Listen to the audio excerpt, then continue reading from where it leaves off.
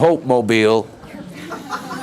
I've got to be down there in the muddle, and I've got to be living in the muddle as a perfect role model. That's the pressure that's there on the 6th. You can imagine that there's all these people in their 50s right now who are under real pressure.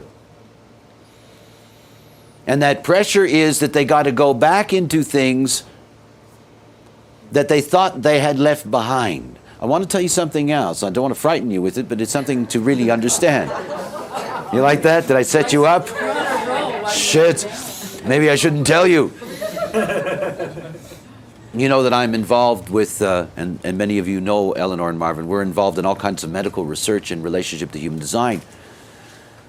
And, you know, you get to find out a lot of things. One of the most interesting things is the phenomena that accompanies the fact that the 6th line is different from all the other lines, and that it operates differently. And because it operates in 3 different distinct phases in its life, and remember, when I say that to you, it doesn't mean it's just about the profile. Any 6th line that's active in your chart is going to live out this 3-part cycle in you, or the 3-part cycle that's part of the 6th line. So think about it this way from the medical standpoint. If you're a 6th line profile specifically, and particularly if you're a responsive type, generator, you know, projector, reflector, then what you're looking at is that first 28 years can be threatening to your health and well-being. Obviously, there's going to be a lot of trial and error.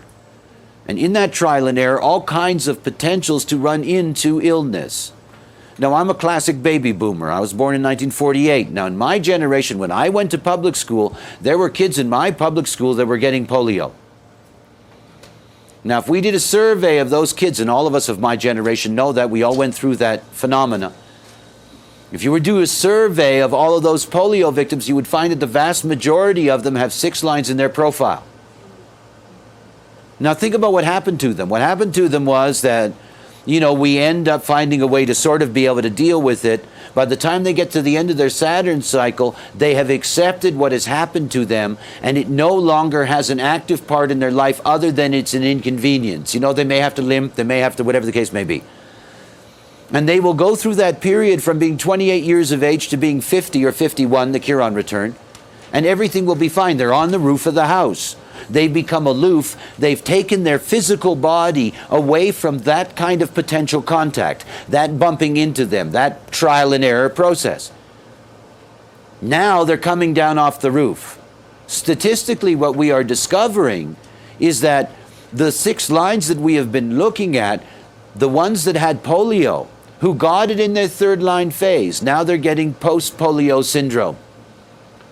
In other words, what they left behind by being on the roof, they come back down and they're meeting it again at another level. Now, look, when I say I don't want to frighten you, because I can tell you this about every profile in a different way about different things, eh? I mean, understand that.